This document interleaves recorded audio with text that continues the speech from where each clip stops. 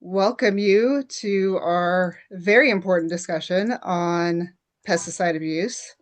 I think this is a very important conversation. I think, the more attention it gets, the better. And especially you running for candidate. I mean, that's something that we need. We need to highlight candidates that are actually gonna do something, not just go with the big industry where the money's at. We really need to protect the community. That you're gonna hear me say that over and over again. I sometimes I feel like I'm boring because all I say is we got to get the money out of politics, y'all. Yeah. Like as long as these politicians are beholden to these campaign contributions, right? Beholden to these special interests because of the campaign contributions, they're never going to represent us. No, that's a fact. Thank you Yeah. for at least talking about it because I know other candidates don't want to ruffle feathers, but you're talking about it, so that's important. Well, maybe this is wish casting, but I think that we're entering a new era. And I think there's a real opportunity here for us to fundamentally change things. I mean, the Democratic Party has never been this unpopular, and in all of survey data that we have, going back decades. And people are fed up, and I think it's largely because of that money they've been taking. More and more, they've been serving the oligarchy, not the working people of America. Right? Hello, everybody. Welcome. Thank you for joining us. Like I said, super important conversation that we're having today, and very excited to hear about the updates on what is going on with Omar and Providence and your hunger strike right now, because that is the level we are at when it comes to the severity and the seriousness of the pesticides and lack of awareness that's out there. So I just want to just say welcome and have Sean introduce us on why we're having this town hall, and then pass it along to you all so that we can get a little bit familiar with you and have some introductions. Great. Thanks, Ashley. This issue of pesticides is one of the issues that we focus on as a campaign. Like in the literature that we pass out, actually, like these little cards that we pass out, it's got 8 issues that we highlight, and this is one of those 8. We feel very strongly about it as a campaign. I'm horrified. I hear people use the term environmental racism, and I think that's a good description of what's going on here. This is a system that is prioritizing money over the health of our people, and particularly people that are seen as less important. One thing that really surprises me is that I just learned about this issue only a couple years ago. I've been living in Santa Cruz County for 10 years and I just learned about it. And it was just because I was running against Panetta 2 years ago and my wife was digging through his FEC filings. We were just trying to understand who was donating to this guy and controlling his agenda. And then she started seeing all these big ag contributions and started learning more specifically as getting money from these pesticide manufacturers. And then she started learning about the effects on the farm workers and the children of the farm workers and the people living in the community. And we started learning these pesticides are illegal in other countries. Um, and so that's how I learned about it. And I started talking to people. Actually, that I soon got connected with Cora, and I asked Adam Scow, like, I shouldn't, maybe I shouldn't have brought up his name, but when I asked an activist, like, why is this allowed to happen? Why are they poisoning our kids? And the answer was basically just money. Big ag either buys a politician, or if the politician doesn't take the money from big ag, they know that if they don't go along with the big ag agenda, big ag's going to buy another politician and boot them out of office. So it seems that's fundamentally the problem, is that big ag has a stranglehold on our politicians. So I think this is very much the same issue that we have with all these other priorities that my campaign is lifting up. Gaza is another example. Jimmy Panetta, his top donor in 2024 was the Israel lobby, AIPAC, right? And that's why he's supporting a genocide over there. It's that money. Um, so it's, I think, across the board. Why don't we have universal health care? Well, Our politicians are taking campaign contributions from Blue Cross Blue Shield. They're paid not to do the right thing. So I think the only way we're going to solve this problem is by toppling this money-based system. We need to somehow defeat this system in which politicians are allowed to take bribes legally, right? And to me, one way that we can potentially do this is by electing people through the Green Party, because the Green Party prohibits its candidates from taking money from super PACs and corporations. We can't take that dark money. So we've at least got that. When you throw your support behind that person, you know that they aren't part of that corrupt system. Um, so I do want to mention also that I was very encouraged by what I saw at that Barrios event that just happened a couple weeks ago. I was really encouraged by the number of people that attended, particularly people from my part of the county. I think awareness is spreading up here in the northern part of Santa Cruz County. And I'm hoping that this campaign can further connect different communities to help spread awareness of what's going on in your farming communities. So, Thank you for joining us, Providence. Thank you for It having took a me here. moment. Yeah. So, in fact, it's a great timing because it would be, I would love to just pass the mic around and introduce everyone. I do just want to say that what we're going to do is have essentially a conversation about especially Omar and Providence and the hunger strike right now, a little bit about what's just been going on in the communities directly, and then at the very end we'll be opening up for question and answer, more community conversation. So if you want to start us off, actually let's start with Yanli. Would you mind giving us a little background? Well, hello everyone. My name is Yaneli Martinez. I am a proud daughter of campesinos, farm workers. My parents brought me to this country at the age of 3, with the hopes of the so-called American dream that many of our Latino and Indigenous communities still feel, even during these turbulence times, that we do believe in the American dream. My parents worked out in the fields for many years, up until my mom was forced to retire because she got sick with dementia. She was giving all dedicating all her life to the grape fields.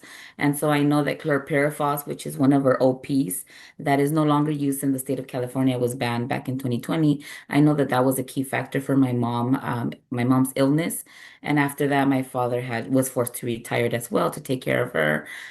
So this passion for pesticide awareness and pesticide reform, it really hits home for me because my parents were both affected by pesticides, and including my one of my own kids. I am a community organizer with Safe Ag Safe Schools, so I work both in Santa Cruz County and Monterey. But I do have colleagues with Californians for Pesticide Reform throughout the state, in the Central Coast and the Central Valley.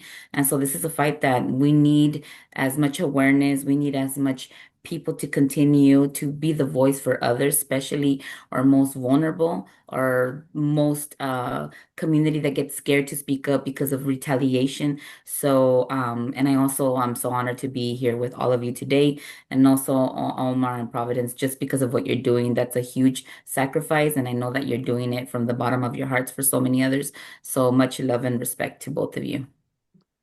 Thank you so much. We absolutely value your perspective here, and we are really, really happy to have you as part of this conversation. Omar, could you fill us in on how are you doing? Tell us how are I'm you doing?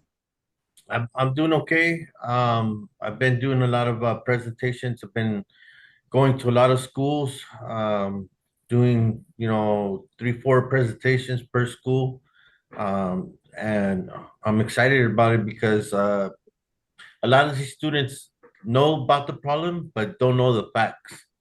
When I talk to them about the harms and how it's not only a problem with our farm workers, but how it gets brought home to your home if these farm workers are part of your family, how it's contaminating them, their clothes, and how they transfer that to them. And then I talk about the harms to Mother Earth, how it's contaminating our air, our water, our dirt, and not only that, but it's also contaminating our wildlife. I know that there's some studies about the oceans. They're finding high concentrations of pesticides in our marine life. Also, the monarch population has decreased because they found high levels of pesticides in the monarchs.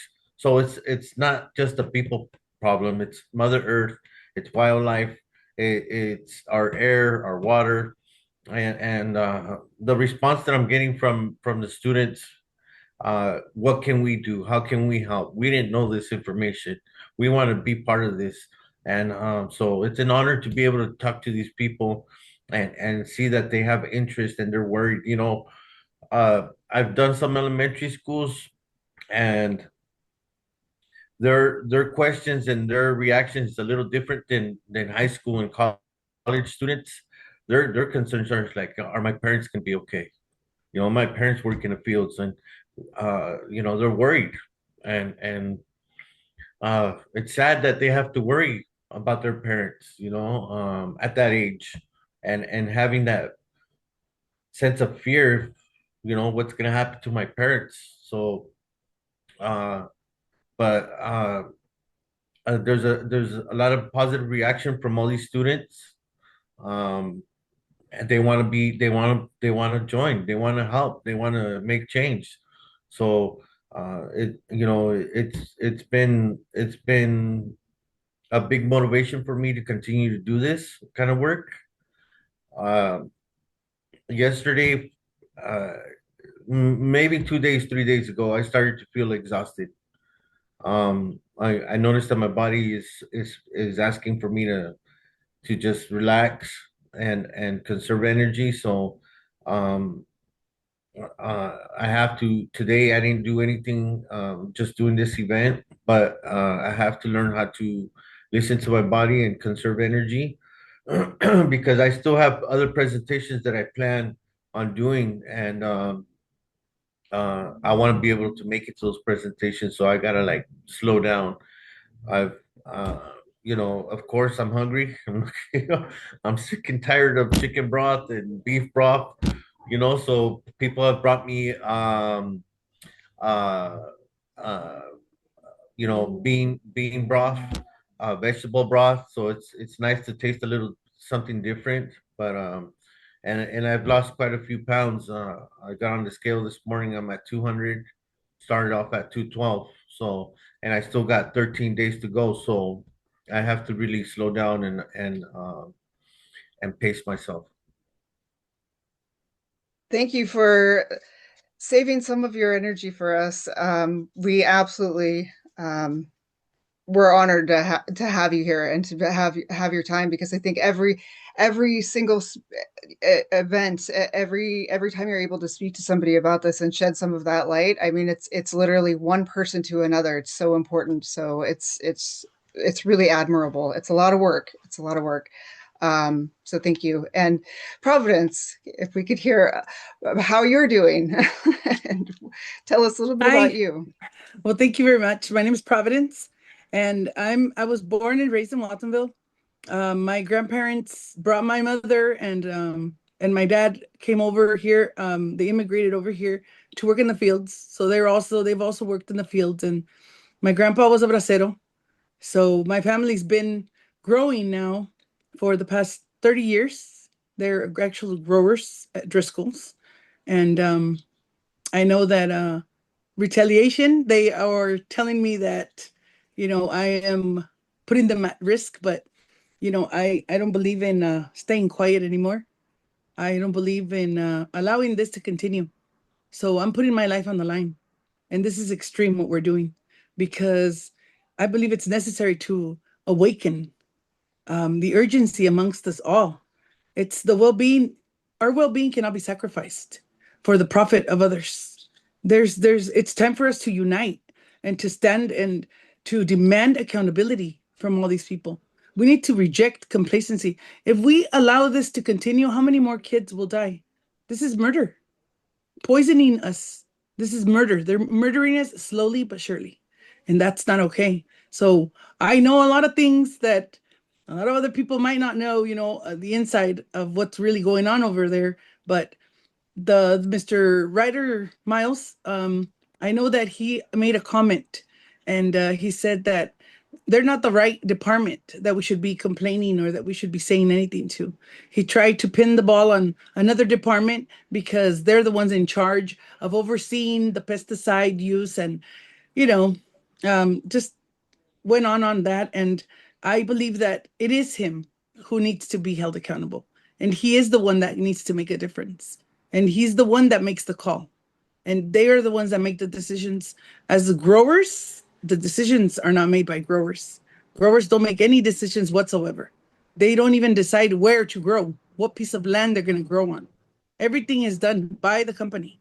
So for him to say that the growers don't want to go organic or that they're not in charge of what pesticides are used, I think that that's just him trying to point the finger at somebody else, and that's not fair either.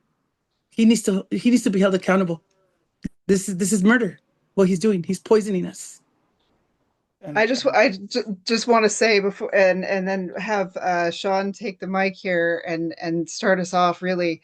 But I think one thing that you all mentioned that is just it's so clear. This is our air, this is our land, this is our water, these are our lives.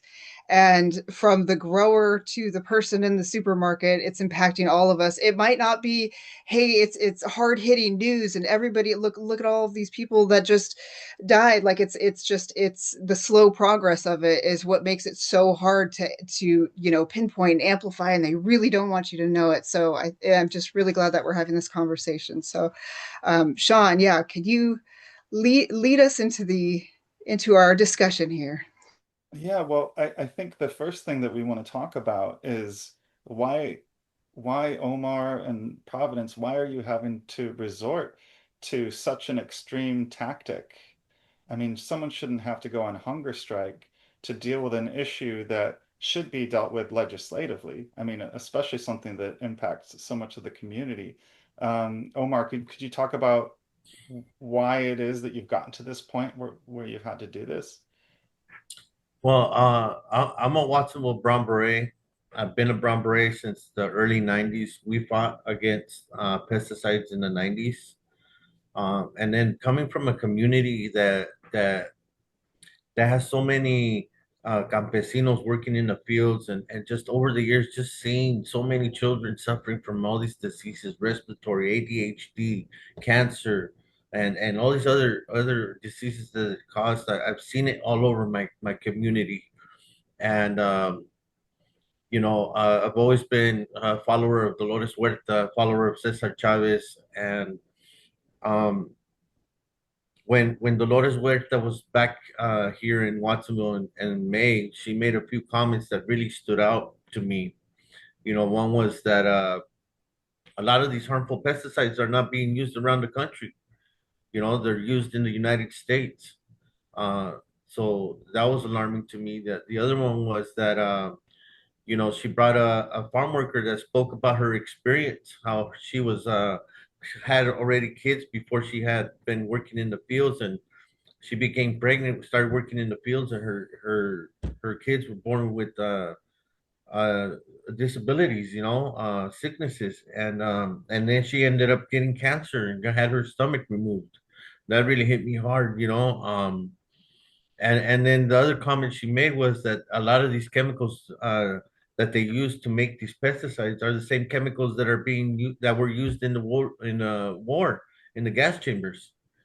And that just hit me really hard. I knew that I wanted to do something. Being an activist, for most of my life, I knew that we needed to do something, and we needed to bring awareness to our community. And me being an educator, working in the high schools, and seeing our students with these learning disabilities, with the ADHD, and suffering from other diseases, asthma, and all that other stuff. I'm very passionate about the youth, and them spraying these chemicals near the school was really made me angry. And when I first thought about doing the hunger strike, it was just a thought. The more I talked about it, then I started meeting other people that have been in this movimiento, like SAS, Safe Act Safe Schools, talking to Yaneli. I seen her film. Her film, when I watched that film, it made me cry. because it's sad. It's sad that these community members are suffering like that. And it inspired me to see the youth, the work that they did to go to Sacramento and to show up at meetings and advocate for the end of pesticides. I mean, that's to me, that's the most powerful voice in any movimiento is the youth.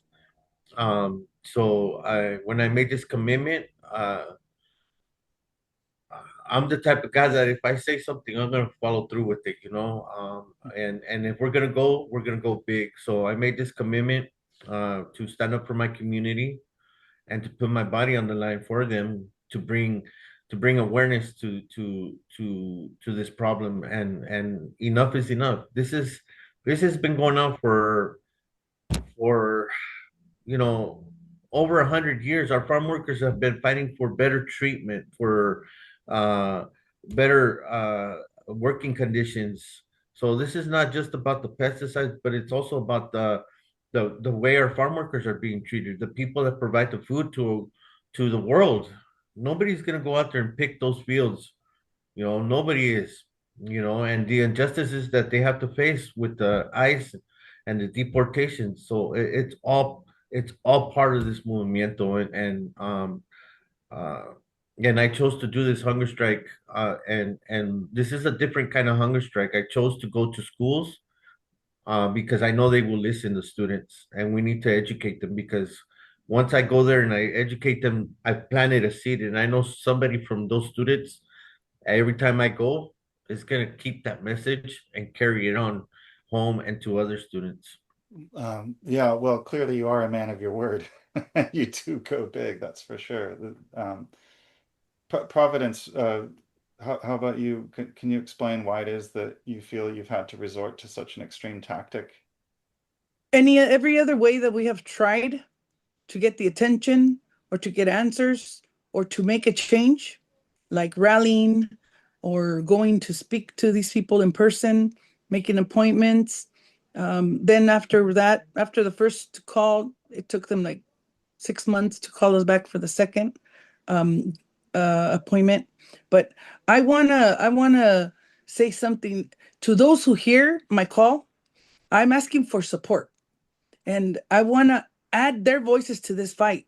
I want everybody to stand up. I want everybody talking to neighbors, to teachers, advocate about to school administrators and advocate to local leaders and demand safer practices in agriculture. We need to urge our schools to advocate for the health of the children. The schools have a lot of power. Together, we can amplify this and we can make a difference. I went with Omar the other day to one of the presentations he made, and the message was very strong. And the kids were asking him, what can we do? What would you like us to do? How can we help you? How can we join? What message should we say? How should we say it? And it was amazing how they all went to him and they all wanted that same change. It's the youth that makes the big difference. And we need to just let them know what's happening. My daughter was exposed, unfortunately, to pesticides at her old school. And ever since then, I decided that I needed some change. Something needed to change. Something needed to stop because that day it was my daughter and a few other kids, but it's been happening for so long. And I came to realize that this wasn't okay. My daughter was affected by it, and who knows when she'll get better from it. How many other kids? I've met a lot of families with kids with missing ears, with missing limbs, and I mean, their eyes are their vision, their asthma, ADHD. There was a family who had 3 kids, and that all 3 kids had ADHD, and they were jumping around. I mean, I just had them there for an hour, and I couldn't believe it. I said, I really feel for this lady dealing with the 3 kids she has, and they were just running amok on her. She couldn't control them. They were just off the hook. Can you imagine having 3 children with ADHD and autism at the most severe level? I mean, oh my gosh, I felt for that lady. And at that moment, I thought, we need to do something else. We need to make sure that somebody can hear us. And as soon as I heard Omar, when he said he was going to do it, I didn't know him. but I heard him say it somewhere, and I said, "Oh my God, I want to know who that guy is. What's his name?" And I started asking everybody, "What's his name? Who's that guy? Who's that guy?" So I started asking around about him, and everybody's like, "Oh yeah, that's Omar." And I'm like, "Well, who is he? Like, I want to meet him. Introduce me to him." They're like, "Why do you want to introduce me? I want to meet this guy. This guy said something I'm very interested in." So the day that Dolores Huerta was here, I couldn't go. I had to work. But if not, I would have met him that day probably. But things happen for a reason. And when I met him, everything was at the right time with the right people. And these are the right people. I mean, Yaneli, I've met a long, long time ago, and we connect every time we go to Sacramento. I run into her in Sacramento, but never here in town. And I'm glad that I ran into her again here in town. But when we see each other in Sacramento doing our thing, it's amazing. She's always there. She's a powerful lady too, and I love her too. I love both of them. These people have become like my family now, and everybody that I meet and that I get to know, I have a big heart, and I love to love. I love to love everybody. So I'm glad that we're in this together, but we need everybody else to join us. We need more people. We need everybody. All the parents need to know. Everybody in town needs to know. All the leaders need to know. Everybody needs to be advocating. Everybody should be doing what we're doing, because that's the way that we're going to get more attention. So right now it's only us, but I think it should be everybody in this community, because this is an important matter. This is life or death. Your kids are being poisoned. We're being poisoned. And they're doing it slowly so that we can't really, it's kind of hard. Like Nelly said, it's kind of hard to do something about it when they're doing it so slowly. How can we how can we make something or change something if it's happening in such a slow pace? So, Omar, you were saying that the children seem very aware of the issue. They're very concerned about their parents. They're really motivated to do something. So I'm curious, what are they interested in doing?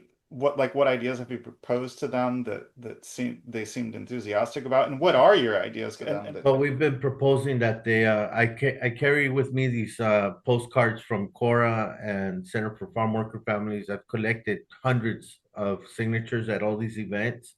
We asked them for their signatures. Of course, the high school kids, we asked them to take them home to their parents. We tell them, hey, join the Brown Berets. We're doing the work in our community. Get involved that way. Write letters to your school board, write letters to our city council. We turn them onto the SAS website, the Cora website, Center for Family Farm Workers uh, website. We talk about the spray days. Uh, you'd be surprised a lot. I get a lot of emails like they can't believe how many notifications they're getting from this website, spray days. Every time, they're like, I didn't even know they spray that much. I'm alarmed with how many times they spraying in our area. So those are the ways that we're using to engage with them. High school kids, I tell them, hey, do you want to earn your civic engagement seal for your diploma? We will help you earn that seal for your diploma. Get involved, show up to some of our events. And we're keeping in communication with the teachers, like, hey, whatever you guys need from us, information, whatever presentations, we're willing to do the work. Providence, what kind of tactics are you recommending? Well, because I'm involved with the Lutheran Church, our pastor, she has on Saturdays, she has groups and she has gatherings, and she reads books to children. And that's a great opportunity for us to connect with the community, with all the vendor kids and all the vendors that are there. We were targeted a while ago when all this ice started up. Um, it was posted on one of the social media that our vendors were undocumented, which that's not true. And some are, but it caused a lot of issues there because our vendors didn't want to go anymore. But these vendors live off of this. This is something that they do to be able to live. And for them to be targeted with threatening that ICE would be showing up to our location. So our pastor got on it, and she started to just want to make sure we had a safety plan. So with all this pesticide issue. She's also wanting to work with us. Right now, she's in Sacramento, but she's also wanting to work with us. She's also willing to put the church as a space, a safe space, so that we can get or give information to others, so we can meet. And I'm also part of Cora. Um, that's why we started doing Cora, because of what happened to my sister. So we started connecting with all these other people that were into the environment and people that were fighting already for, I think they were part of SAS, uh, Catherine and Woody. They were the ones that were active with Yaneli, and they're amazing people. So I connected with them, and ever since then, we've been doing all kinds of different stuff. I mean, we've been writing letters, we've been writing postcards, we've been calling, we've been emailing, we've been showing up, we've been going to Sacramento to rally. Even you name it, we've been doing it, and not as much as Yaneli, she did a whole entire campaign, and I wish I would have known about it. That was an amazing campaign. Congratulations, Emily. You did make me cry too with your movie. It was an amazing story. Yeah, actually, Yaneli, would you care to contribute to this question of tactics? What tactics do you encourage your community to engage in? Yeah, thank you, Sean. No, so part of the work that I do, I was involved with Safe Active School since 2017, and I be joined as a member because of a personal story. My son was affected by pesticides during school hours, and so that was a whole ordeal and just navigating the system with the Ag Commissioner, with DPR, which stands for the Department of Pesticide Regulation. But going back to why I got this job with SAS was just trying to do something different of environmental justice. And so part of our tactics, well, tactics as an organizer, and I do want to give a shout out because I know we have some SAS members connected. I saw Wes and I saw one of our youth co-founders from the Future Leaders of Change, Victor. So shout out to them.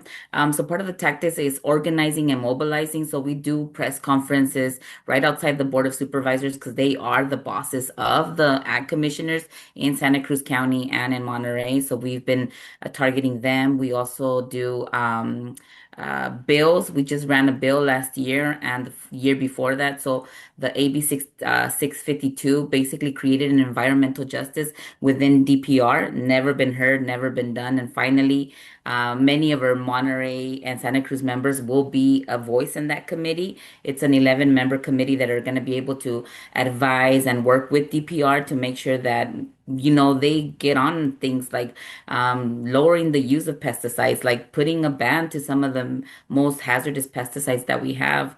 And so with that too, it comes a lawsuit. We just recently lost a lawsuit, but that's not making us stop. We're trying to organize and see what's going to be the next approach. But that lawsuit was particularly for the schools in Watsonville, so Ohlone, Hall, Pajaro Middle School, that basically had the highest levels of 1,3-D, a cancer-causing pesticide. So we do from everything from legislation, mobilizing, protesting, just making sure that our voices are heard and that we put the people in this position who are the real leaders, and that is every single SAS member, every single future leader of change member. The community is the real voice. My job is just to organize and bring them together, but they are the heart of the movement.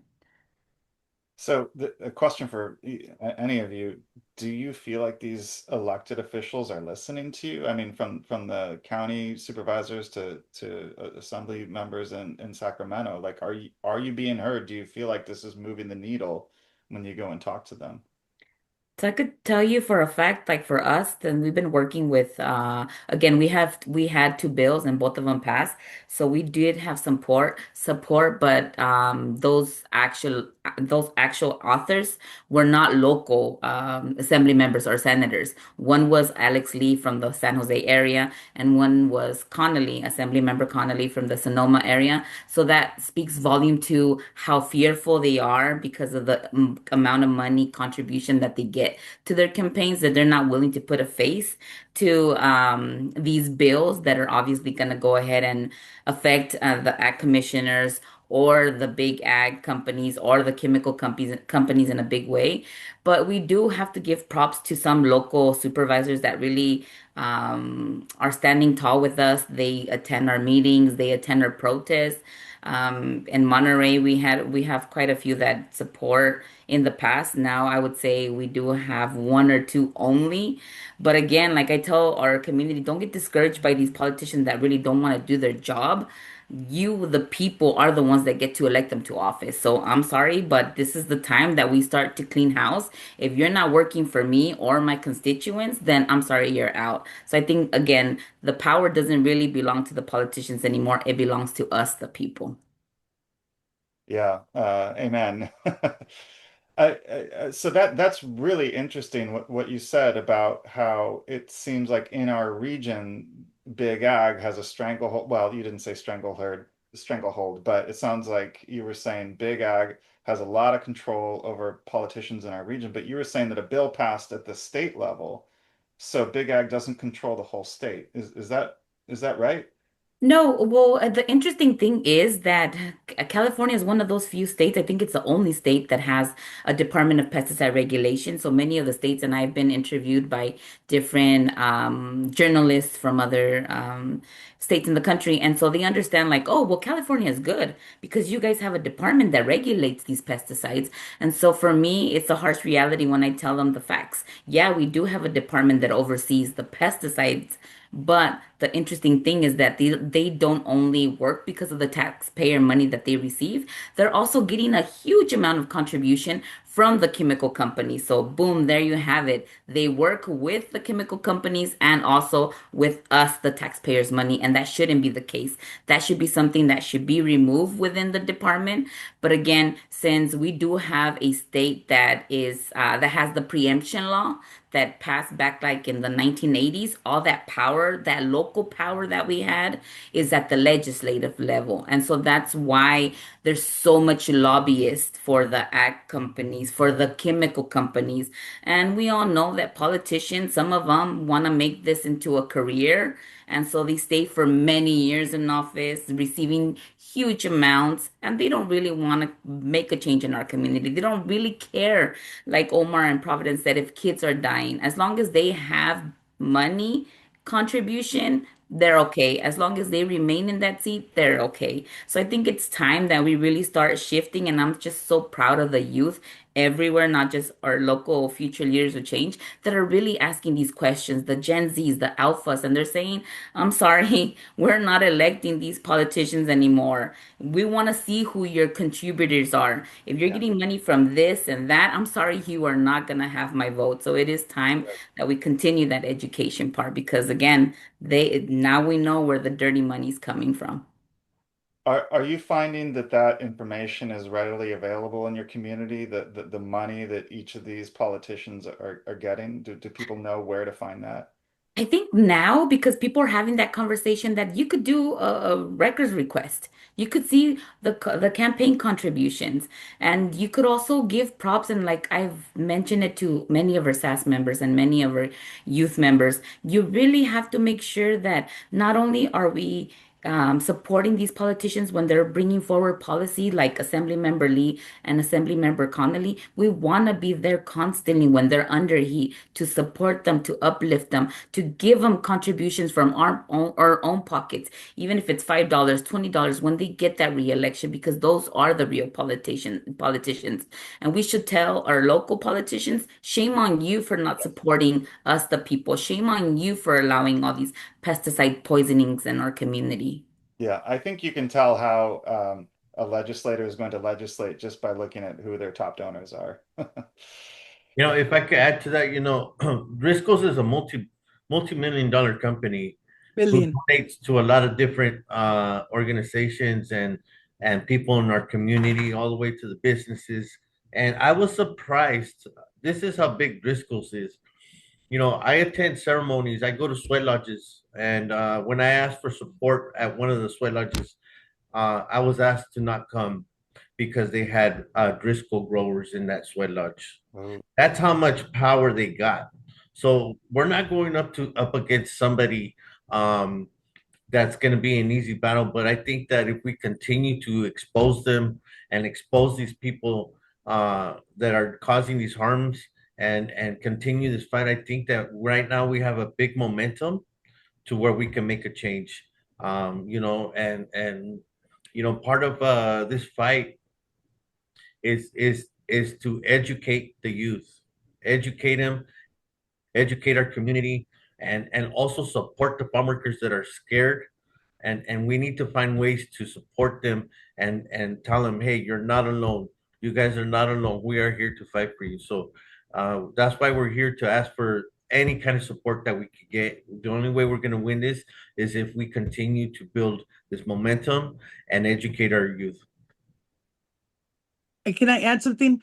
I wish that the growers were really allowed to go organic, because there's growers that want to go organic, but they're not allowed to for whatever reason they have.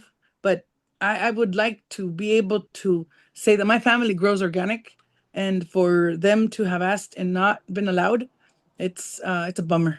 It's a real bummer, because my family grows some of the best strawberries in the area, and they wish, and I wish, they were organic grown, because how else is there to grow better than that? Well, So, why would that be? Can you explain? Like, do you have any guesses as to why they wouldn't want you to switch to organic? well, first of all, they say that the process is very lengthy. So they said that they would need to leave all the fields that we want to convert into organic. They would need to be out for 3 years until the soil, the pesticides, I guess that's how long it takes for them to get out of the soil. So the soil needs to regenerate nutrients.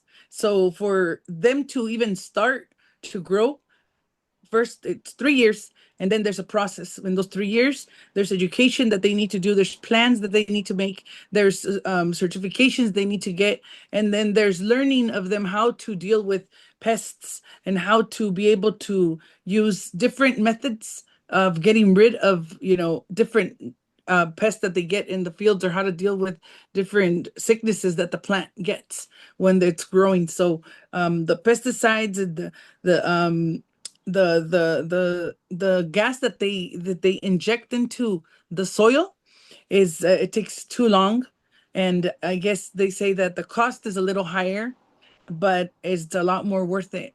I buy organic because I think that right now I might pay a couple cents more, but at least I won't put that towards my medical bills later when I get sick from eating pesticides. So I think it's well worth it. A couple of cents for a couple thousand, it makes a difference. My health, is my life. So I think it's well worth it, and they don't think that that's worth it. They don't think it's worth it, and I think that all the fields that are being sprayed with pesticides right now, every single field should be left alone for 3 years and start this next season. This season is almost ending, and the next season is going to start. So they should leave all those fields that are right now that they're growing their last season, leave them alone after that, and we can start the 3 year process. This would be a great opportunity for them to start, and then start educating the growers that want to go organic and allow them to grow organic.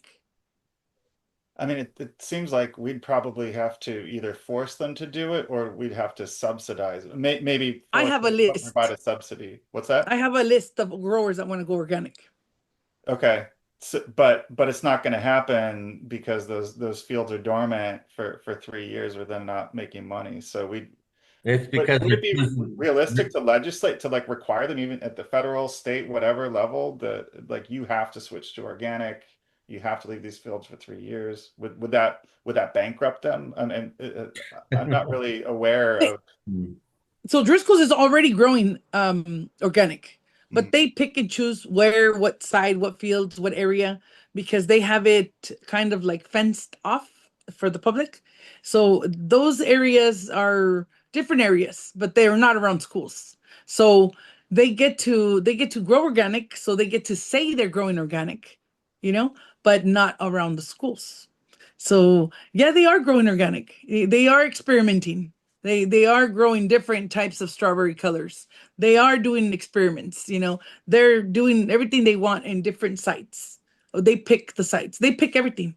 They pick how much percentage they're gonna charge. They pick everything from A to Z they pick it. So if they would allow it, these fields that are around the schools, we're not asking for much. We're just asking for the ones around the schools. We're allowing the rest of the fields to still get pesticides. In my dream, I wouldn't want any pesticides allowed in the entire state of, in all the United States. But unfortunately, we're not another nation that doesn't allow this to be sprayed, and we're spraying it. So this is, this I is mean, shouldn't that just, be our demand though? Just end all pesticide use? I mean, that's yes, the other countries are yes. doing it. It's a reasonable demand, Yes. right? Why aren't we doing it? Yes. So our leaders need to fight for that. They need to make that a law or whatever they need to do so that this can change. They need to stop spraying this chemical and using these chemicals. The chemicals they're using for our food are just poisonous. They're poisoning us. Meanwhile, food can heal. These fruits, if they're organic, if they're actually grown properly, it's healing. We're literally doing the opposite. I just had to Yes, say we that. are. Yeah, Yes, we are. poison. We do. Let me just throw out one more question for the panel. Since I'm running for federal office, mostly you've been talking about county and state. Is there anything you could imagine? Because I know that the federal government is relevant in this matter. If it weren't, these pesticide manufacturers wouldn't be giving all that money to Jimmy Panetta. So I know there's a reason they're giving them that money. Are you aware of any policy that you would like to see the federal government enact that could help you in this fight, or help us in this fight, I should say? Well, what policy can you put in order? What can you do? What could the federal government do? Yes. Well, I suppose the federal government could mandate a transition to organic, right?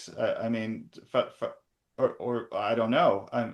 I guess that's my question to the panel. Is that allowed? Because I know that like local governments have their hands tied on the regulation of pesticides, and they can be overruled by state bodies. That's what I've heard, or certainly city governments can. But I don't know if the federal can override state regulations when it comes to pesticides. Well, that's the interesting thing that you just mentioned, Sean, because like I mentioned, the law that went into place back like in the 1980s, the preemption law that basically stripped that power from all the local electeds like supervisors, council members, and it stayed at the legislative level, and that's where it's at with Ana Caballero, with Assembly Rivas, all those politicians. They very sneaky of them, put it in the Farm Bill. I don't know if many of you here in the conversation heard about that. So while everything else was happening in the country, even now the distractions and whatnot, they have a piece in the Farm Bill. And again, I feel bad because I haven't been tracking that since we were focusing on spray days and making sure that we were going to have this first system in the world, and it was created by us, the people, not the politicians, not DPR. During that time, Congress was trying to sneak that part into the Farm Bill that basically stated that they were going to take the local control from states.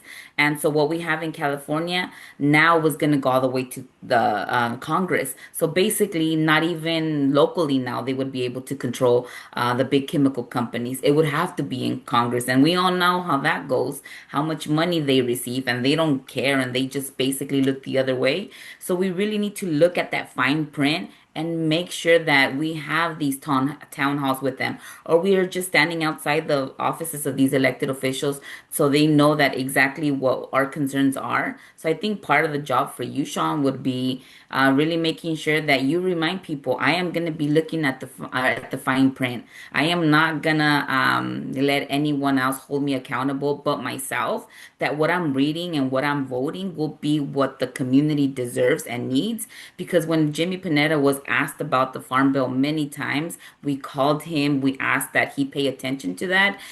We never got a return phone call. We never got a return email. So does that tell us that he already made up his mind? Yeah. And so I think that's as much as you could do, is making sure that you let folks know, I am going to do my homework. I am going to be reading the fine print, and I am going to be open and transparent with every single one of you. That's as much as we could do. Right. Well, And we will be there for you too. We want you to know we'll be there for you in whatever way you need us to help you. Right, Annalie? Right, Omar? We'll be there. We'll be there right behind you. So you're going to be the leader, and you're going to do a good job. I okay, hope. well, let's just end the session right there. And on that note, I'm just kidding. Okay. Great. Well, let's go to some audience questions. I'll start with Michael Pan. Thank you so much. Wonderful presentation and to hear from your stories.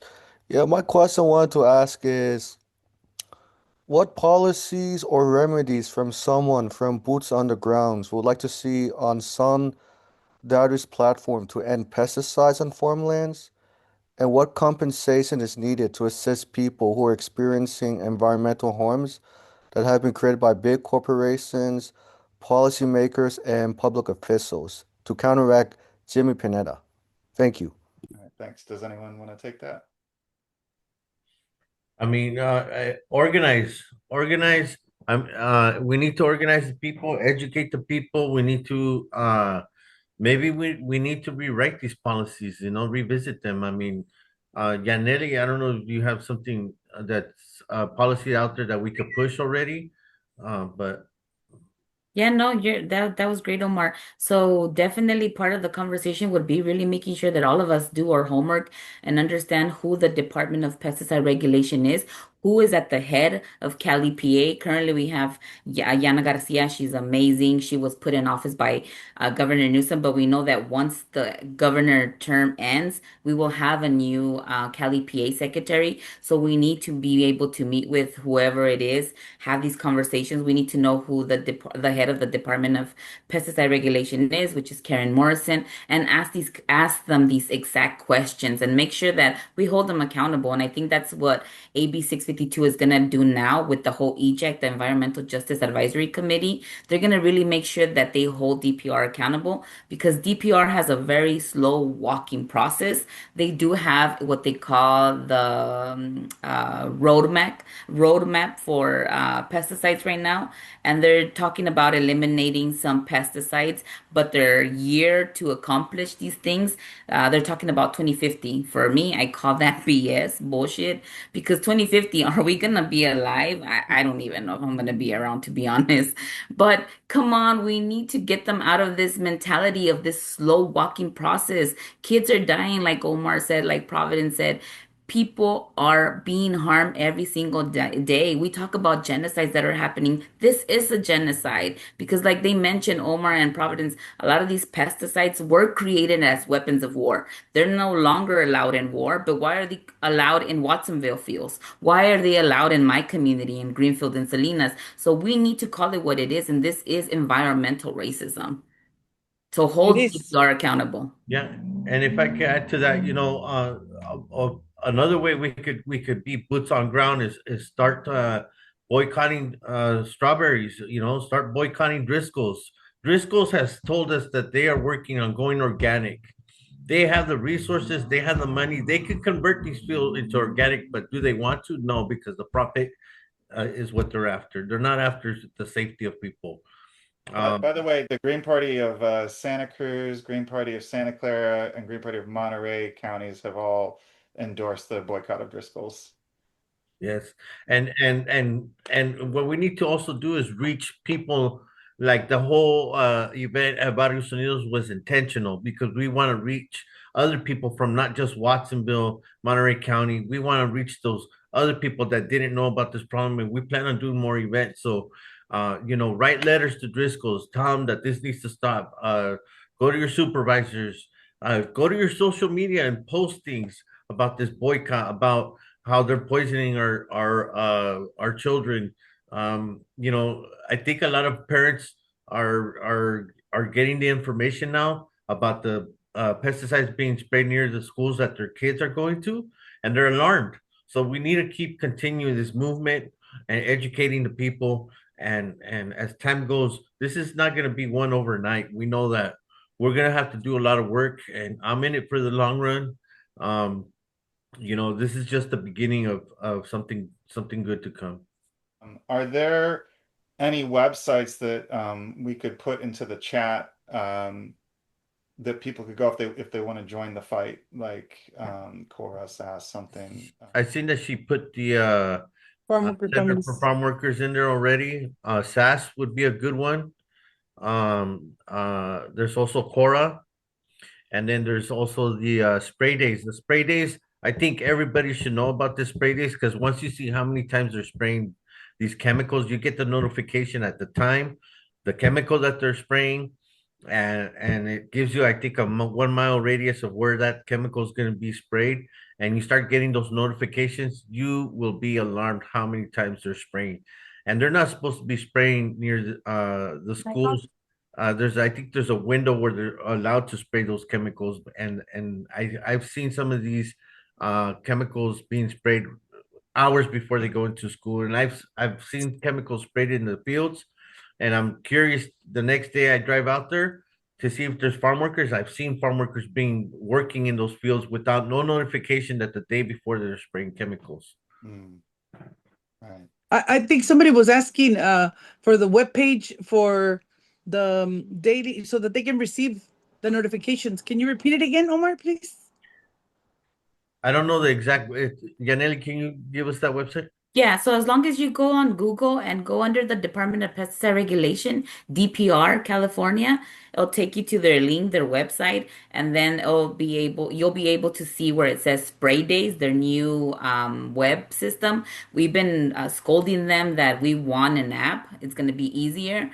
But again, this was a fight for many of the community throughout California that we fought for this notification system for over 4.5 years. Up until this year, March 24 of 2025, it was broadcasted to the whole state. And it's amazing, like Omar mentioned, because you get to see how much California depends on pesticides. We're not talking about 5 sprays here and there. We're talking about tons of pesticides, the most dangerous. They're not giving us all the pesticides, they're only giving us 50, but those are the most dangerous 50 pesticides that you could think of, like 1,3-D that's highly used in the Watsonville, Santa Cruz area, it's particularly there in the strawberries. It's a cancer-causing pesticide. Locally, where I'm at in the Salinas Valley, we're dealing with methomyl.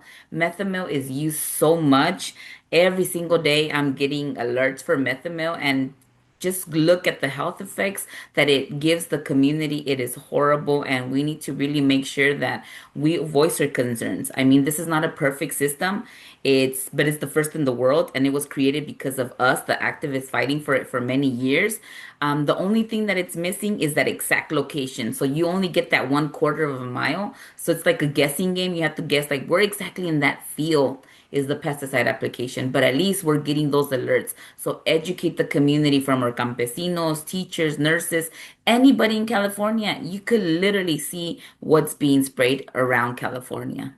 I just posted a URL to the chat that I think is Oh, thank you, Sean. spraydays.cdpr.ca.gov in the chat. That's right. And you can punch in up to 10 different addresses on that app, on that website.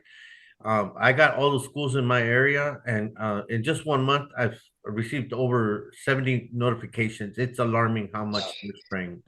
So are there any calls to action that you want to bring to the attention of the chat, of the audience? Any like boycott Driscoll's, boycott Berry Giant, write letters, educate yourself so you can educate your family members, spread the word. We need to spread the word. Spray days, I think, is a very strong tool to use, because once you start getting those notifications, you will be overwhelmed with notifications. I think it's a very good tool to educate the public. It tells you the chemical that's being sprayed, and you can punch in up to 10 different addresses. And I think it's a very powerful tool for the community to have. So please sign up for that so you can start educating yourself, and you will be alarmed how many times they're spraying. And you want to put those addresses. If your kids go to school where the fields are next door, put that app in there and put that address in there, and you'll be alarmed how many times those kids are being exposed. And we will be collecting more signatures, right, Omar? Yeah. And if you see us around town or anywhere you see us, we should have some cards, and ask us for one so you can give us your support and your signature. Also, we might make some appearances here and there, so we'll be announcing that. Omar's webpage or his Instagram or his TikTok. I'm not sure which one it is, but I'll have it on mine. Whatever he posts, I'll repost it on mine so that we can maintain everybody informed on where we're going to be and what we're doing. So everything we do and all the actions that we are going to be having, we will definitely. Yaneli, I'm pretty sure she's going to be posting it up too. So all of our social media will have an update of what we're doing. Omar's really good at doing it daily, so I'm just gonna start barely, When So, you say our social media, can you clarify what you mean? so my social media is Providence Martinez Alaniz on Facebook, and Yaneli, you want to say yours?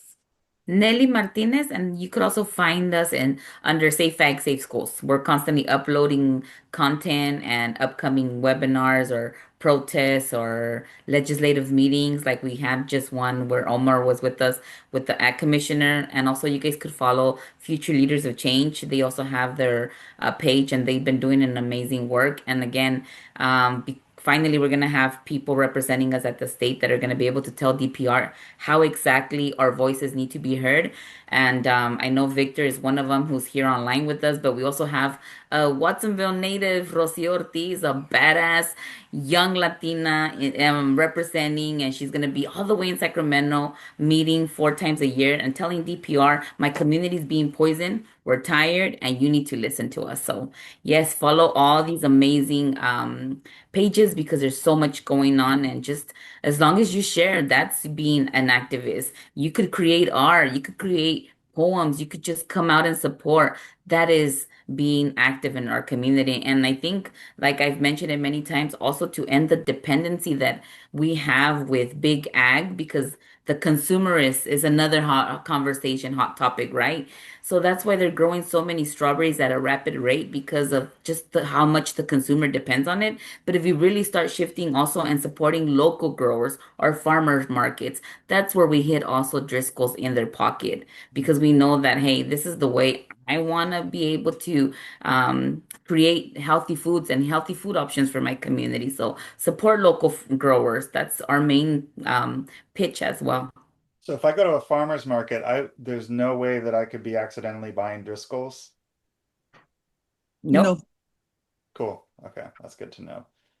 And one last thing I would like to mention is, um, come out and support when you can. I know everybody has busy schedules, but the numbers, when we show up in numbers, it shows that we care. It shows that we want change. So please come out and support. Donate to SAS. Donate to Cora. Donate to the Center for Farm Worker Families, so that we can keep this movement going. And we're in it for the long run. At least I am.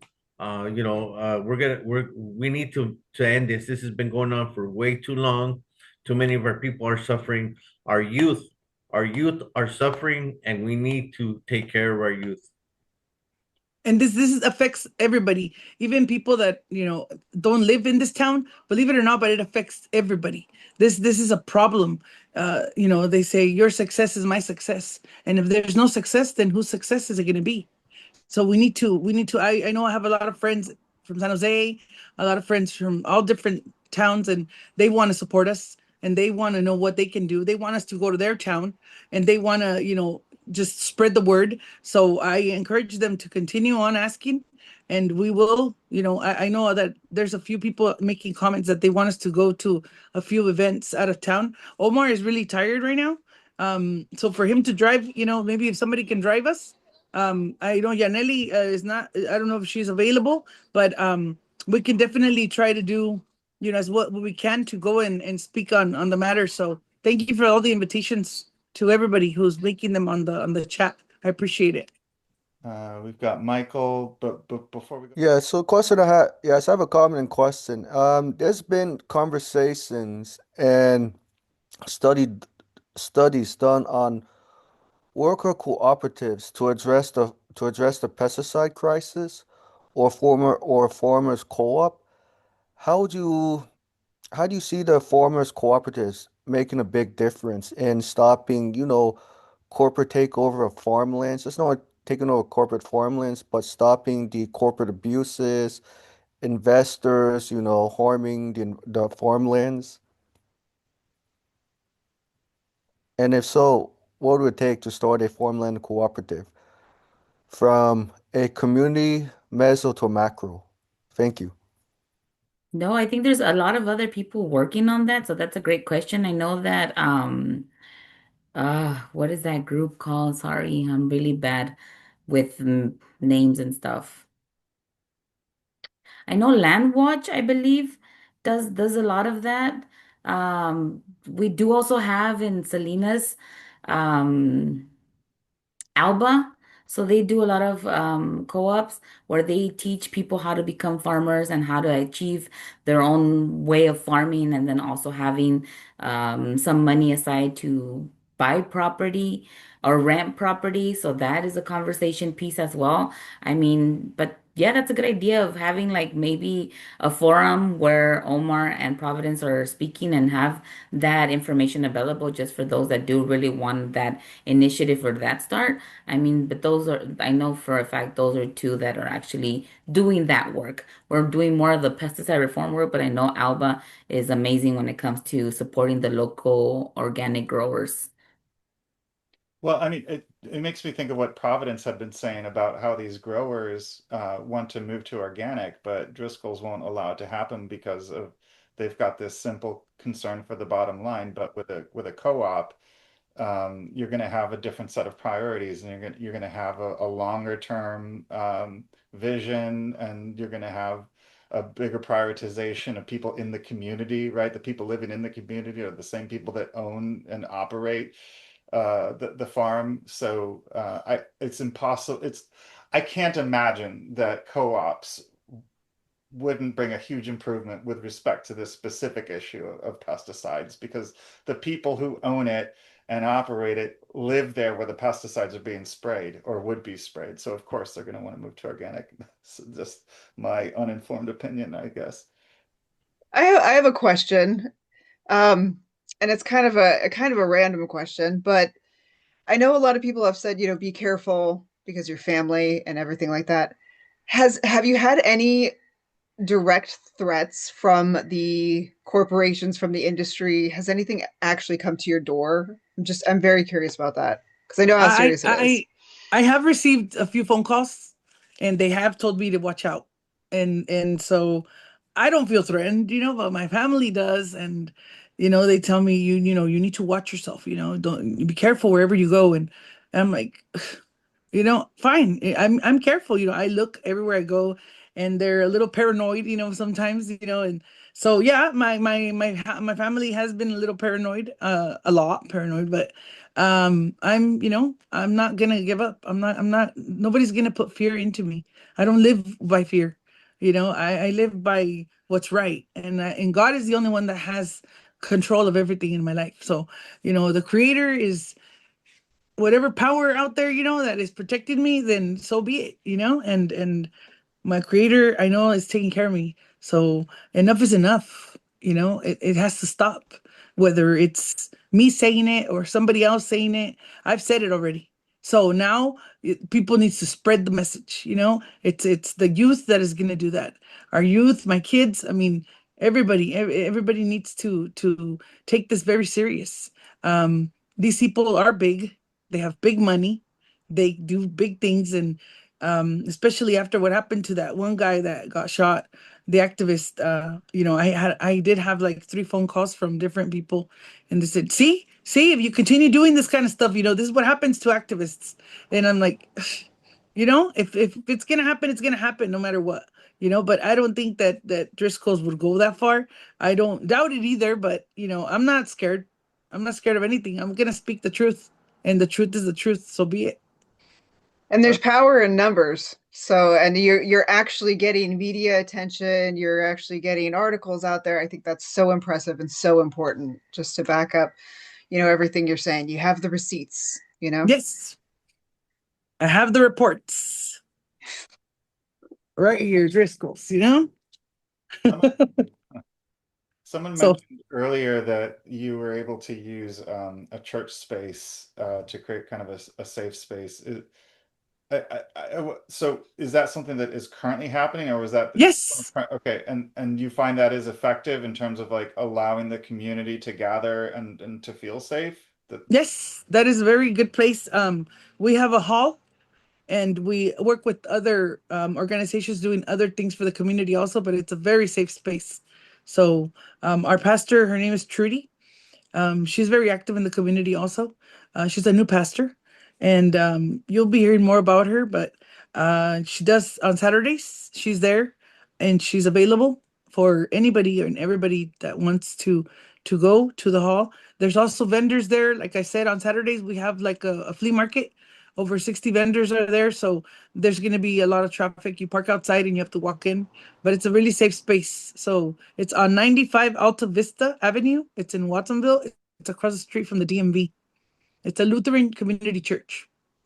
Yaneli, you mentioned something about, I think maybe it was the DPR. Were you saying the DPR gets money, gets some of its funding from the corporation? So it's kind of like, I know with the FDA, for example, one of the conflicts of interest that people mention is that the companies pay for their own trials. The trials of the pharmaceutical companies pay for the trials. So in the case of the DPR, what does that look like? Like how does that corporate money end up getting into the budget of the DPR? Well, you could do the public records request and you see that money there. They don't openly talk about that money. It's like, oh, it's a hush kind of a thing deal going on. But then when you realize these pesticides are never going to get banned, the case like 13D, that the regulation was just ridiculous. That what they brought forward, just what in July, I believe, makes you wonder why they do things a certain way. And it's because of money interest, of who's lobbying them. And it's, again, these big chemical companies. So you're So, saying it's more in the form of lobbying of the corporations lobby the DPR. They don't give money to the DPR. no, they do give money to DPR. Yeah, so if you anybody could go and ask for do the public records request for DPR, and you do see that money from Cortiva, from Bayer. Yep, all that money appears in their money Wow. Okay. and their big chunk of money that they have. But then again, they say that they don't have money because in California, believe it or not, where we have all these issues happening in the Central Valley and Central Coast with the valley fever, with the pesticides, there's only 7 air monitors. Only 7. And one happens to be right there at Ohlone Elementary, and Monterey County, Salinas doesn't have another one all the way down in Ventura, the next one. So it's ridiculous that California, being such a big state, we only have 7 air monitors to collect the data of all the pesticides that are in the air. So our air quality is really not safe because there's nobody tracking that In the whole state. in the whole state of California. Well, there we go. That's something we need to work on. Yep. Yes, please. I Let's will go. say, I've met a gentleman from UC Santa Cruz who's developing these little wearable. He's working on making a wearable monitor, like a jacket that people could wear, so that and he's also got these little devices that he's placing around the community. The thing is that every device costs like $300, and he's just starting off with this. So I am in contact with him, so we are talking about how we could get more of those monitors put around the community. um but it's a project that he's working on, but I like what he's already done. And I like his idea of um making these jackets that people could wear to monitor, because people don't the other part of that is Driscoll's donating to all these people who, if you're getting donations, you probably don't want one of those monitors in your business. So we're finding ways to make it so it's not so visible, but we can collect that data. We've been fighting for air monitors for 30 years now in Monterey County. I used to volunteer for Evangelist Levon Stone and the Fort Ord Environmental Justice Network. Now, part of the issue in regards to what has prevented air monitors from being here is the military, because you also have contamination in regards to the military land, contamination to the water, air contamination. And so the Monterey County, I want to say it's the Monterey County Air District, or I can't remember the full word, but They used to actually have monitors at all the schools, and they were taken out. So Wait, you what? have, Wait, yeah, you they just were said taken that out. models at the schools and they were taken out? They were taken out. Yeah, they were When taken was out. that? When the fire started jumping the fire line in Fort Ord, and Wow. then you started noticing them coming out. Yeah. Wow. And so that was a big thing here on the peninsula is they didn't want the air monitored because of a lot of the things going on in regards to Fort Ord. A lot of people don't know Fort Ord is the size of San Francisco. I want to say it's like 27,000 acres or something like that. So it's not just big ag that is fighting this. You also have a military industrial complex in the state of California that is also fighting this because every military site is a Superfund site, which usually means it is highly toxic. So it's not just agriculture. You have other entities that are also um, players in this. You also have like dry cleaning industry in regards to the chemicals that they use. So there's a lot of things going on. But I know specifically here in Monterey County, that request has been for the last 30 years, and they used to have even small mobile machines that would go that would be at the schools, but they were taken out. So you're not just fighting one entity, it's multiple entities that those machines would tell on, not just ag. Yep. True. That's very Yep. true. Yeah, because in Salinas, Monterey, we had one exactly at the airport, and we had one in Chular. Chular is such a hot mess for pesticides. And again, they took them down. And when we did bring it forward to the Board of Supervisors and the Ag Commissioner, they basically brought it back to us with the excuse that, oh, it's a lot of money. We don't have the money in our budget right now for air monitors. So again, going back to what Maika just mentioned, that is a true testament that people don't want to know what is being applied near wherever the air monitor is going to be at.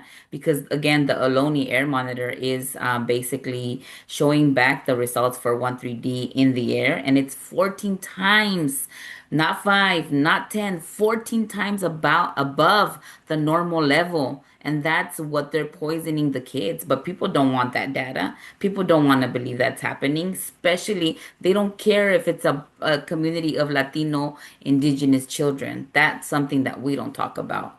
So that's the fact that they don't want to basically have everything exposed out in the community that they are poisoning these kids. Well, if I could interject though, it's not that I wouldn't say people per se don't want to know, because the people, unfortunately, the people are going to take what you give them. So, we had the example, if you've ever seen the Malcolm X movie, where Malcolm and Elijah Muhammad are talking, and Elijah Muhammad's like, "Yeah, if you give the people dirty water, they'll drink it. But if you give them clean water, they'll also drink it." So the problem is the fact that people don't know this is happening because the information is not being provided. If you actually provide the information, people will react to the information, but you have a hiding of the information. So if people know about it, they'll Hmm. react to it. But Yep. you have a media that's going to hide it. Perfect example, when those Fort Ord fires were happening, I remember our local media would make little comments like, "Oh, look at that. It's like a little cloud or a little pillow above the peninsula." And it's like, no, that's ash with particles smaller than 2.5 that could get trapped into not just your throat, but like actually in your lungs, like in your bronchioles. That's how small the particles were.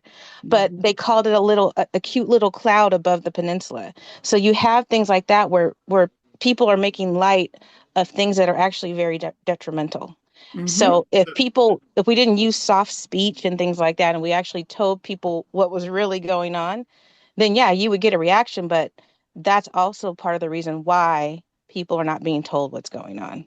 So Mimi, that makes me think about the campaign finance issue, because this is something really surprising to me, is that when I was running last cycle, I was speaking to journalists in local newspapers who didn't know what kind of money Jimmy Panetta was taking. They were surprised. And then I had to, like, I gave them the receipts, like fec.gov URLs that showed all this money that he was taking, like from APAC, for example, and Lockheed Martin. these were journalists who didn't know how to find it. So if journalists don't know about this, then certainly the average voter doesn't know about it. So and I think that's something that we as activists need to be working on, is making it really easy and really open and in people's faces. All this money, particularly from Big Ag, on this issue, we know that a lot of these politicians are bought, Jimmy Panetta included. I want every voter to know that. I wish that we could just pass out a voter guide for every ballot, where just like told people the top three donors for every person that they had to check a box next to. That event at Barrios, that's where I met you, Nelly. That was amazing. In term, I mean, it was very hot. That was aside from how hot it was, the attendance was amazing. I mean, how many people were there? 150 or something? Like, that's the most people I've ever seen in that space. And it's fantastic. It really, I saw a lot of people that I knew from my like Santa Cruz City activist community, and people who I know for a fact were not aware of this issue very recently. So like clearly that event was successful in bringing in new people. And I'm curious if you know why that was such a success. Do you have any ideas as to why new people were brought in? I think a lot of new organizations that weren't involved in the ag department or with anything that had to do with field workers. Indivisible was there. There was, and Oh, they're I a see. huge network. I'm Indivisible part is of that big. too, and they we never talked Okay. about that subject, but I know that they put it on their webpage and on their social Okay. media, and they invited people to that event. That's probably So why. they Okay. um they definitely have a good turnout every time they have any kind of event. Yeah. They're Yeah. very informative. Yeah. Also, they investigate everything. Olivia is really good at that. So a shout out to Olivia. Thank you for supporting us. She has our back. So I know that individualists or Indivisible. indivisible, South County and North County. I think they all joined right there. I So see. Okay. Well, that was one. That was one. But mystery. I think all the other different organizations, like Janelli's organization, and then with Woody, with Cora, and like all Right. these organizations came together. There was even school board members there that joined us and that are supporting us too. So I didn't see any city council members. Oh yeah, I think two city council members were there from Watsonville. So it was different people were there this Yeah, that was a time. fantastic event. So it was fantastic. So we're about out of time here. We've got 2 minutes left. Thank you so much to our panelists. This is such an important issue, and we just need to keep spreading awareness. And my campaign. Oh, by the way, SeanForCongress.org. I guess probably everybody here is already getting emails from us, but if you're not, you should go to SeanForCongress.org and sign up for our newsletter. We're going to continue uh, trying to raise awareness around this issue, and hopefully coordinating or collaborating with Cora and SAS and other related Yes, we organizations. definitely look forward to working with you more. And Ashley, I just want to thank you so much. I know you helped me log in. I was having a little bit of trouble logging in, so I just want to take the time to just say thank you for everything you do. You're in the background and you're handling everything so everything can function right. So thank you, Sean, for inviting us here today. I really had a lot of fun today here talking about this. It makes me feel really good being able to speak out and to say what needs to be said. And thank you, Janelle, for being here too. It was an awesome hour. I really enjoyed it. I hope we can do it again, and I hope we can continue this momentum. And thank you for all your support. Thank you. Yaneli, Yes. any parting words? Yeah, no, the same thing. I mean, it was amazing being in this space with really good, caring human beings that are making a difference in the community. And every single one of you that connected, you're already doing something by, you could have done anything else because it is a wonderful Saturday. I mean, I think one of our warmest before we actually move into fall. But you were here and you were raising your concerns and asking those amazing questions. And that's what we need to be together in solidarity for changes to call out what's happening out in this horrible world that we're living in right now, but it takes people coming together and actually speaking about it instead of turning the other way. Thank you. Thank you, everybody who's online and who asked questions and who is interested and wants to participate and wants to do something about it. I Yeah. mean, it's great. It makes my heart feel real warm. So thank you very much. And I did put my phone number there in the chat box. Anybody want to contact me, feel free to call me, text me. Likewise, I put my number in there too. So, and I know Ashley will have the contact, so you can contact Ashley Yeah. too. And then Yeah. for Congress, we got Mr. Sean coming up. So Yes. remember, keep him in mind, you vote for Yep. him and we're going to have a change, a good change. And hopefully we can get some of those cards for some of our tabling and things Oh like yeah, that yeah. too. Oh, we would That would we be would be happy to. Yeah, we're gonna be knocking doors, and we'd be happy to carry that kind of stuff with give that to our door knockers. Well, we would like to I like to knock on doors, so I like to canvas. I'm a canvasser, so I Great. really and let us know awesome. or let me know, and Yeah. I'd be willing to go and knock on some Yeah. doors too. SeanForCongress.org. Just sign Yep. up for the newsletter, and you'll be All right. connected. Awesome. Thank you, Thank you so much everyone. for your time Good night, to both everyone. of Good you, night. to Thank Omar, and you. to everybody Thank watching. Good night, everybody watching.